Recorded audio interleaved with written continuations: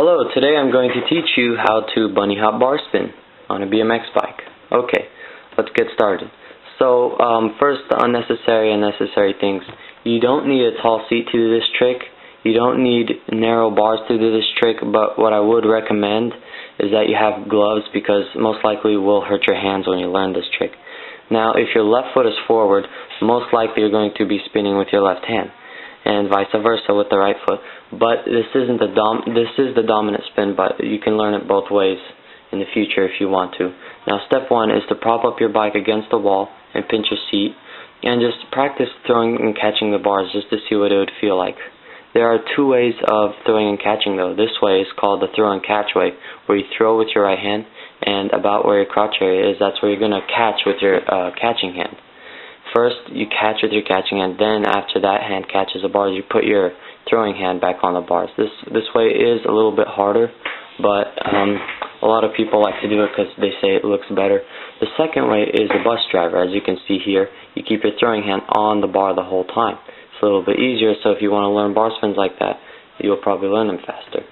Now, step two is to get your bike, foot on the pedal, and keep your front tire on the ground, pop it up and throw it, just like that. And just practice that for a little bit. After you get good with that, get to step three and practice the same thing except with your tire up and try to catch it while it's still in the air. Now, step four is to have your bike upside down, throw it up and spin the bars and try to catch them. If you have a tall seat, this will help because pinching the seat always helps. Now, step 5 is to Bronco hop barspin. You're going to see that you might hurt your hands in this trick like I just did, but eventually you will learn it, and it is a good step because you will learn to spin your bars really fast. Now, step 6 is a small bunnyhop barspin, not a big one, a small one, because you want to practice spinning the bars fast, but you don't want to get scared and bail off because you're hopping so high. So after you got that and you got those dialed, try doing it a little bit higher and higher, just to see what it would feel like. And what you will notice is that your bike will tilt if you don't have a high seat, and you will have much more spin time for bar spin, and it's going to be a little bit easier to do actually, but it is a little bit scarier. Now, this trick is all about confidence really, because if you crash a lot, it's going to be a lot more scarier to learn, so just try to learn it without crashing, I guess. Now, when you spin the bars, if you keep your hands on the outside of the bars, you'll see how they'll spin a little bit slower. But if you put your hands on the inside of the bars, you'll see they'll spin a little bit faster.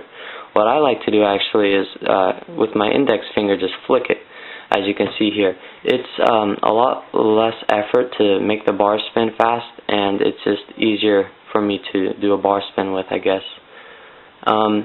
Yeah, you want to lean back when you do these. Don't lean forward, or else you will hit your knees on the bars, even if you have like 22 wide bars, and that hurts, especially if you have metal barns.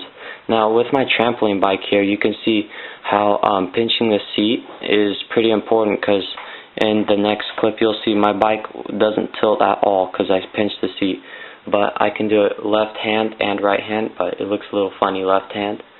So yeah, like I said, it is possible to learn both ways. See, in this clip I pinch the seat and the bike doesn't tilt at all.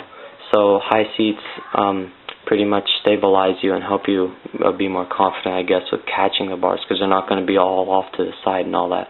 Now, for double bar spins, as you can see here, you're going to want to keep your catching hand open and ready to catch the second bar spin. But with your throwing hand, you're going to want the throwing hand to spin the bars twice, bus driver style, because it's going to be the easiest way to do it like that. Now, for 360 bar spins, as you can see here, first you spin, then you throw your bars, catch the bars, and then you spin your bike. It's the weirdest feeling ever, because as you can see, my feet aren't even on the pedal, it's like under the frame. So if you feel like learning those, you're gonna be having a pretty hard time with them, because they're pretty weird feeling at first. Now, as you can see with 180 bar spins, first you spin, then you throw the bars, then you catch them, and then your bike comes around all the way. Now, remember, have good luck and have fun with this trick. It's biking, you know, it should be fun. Thanks. Bye bye.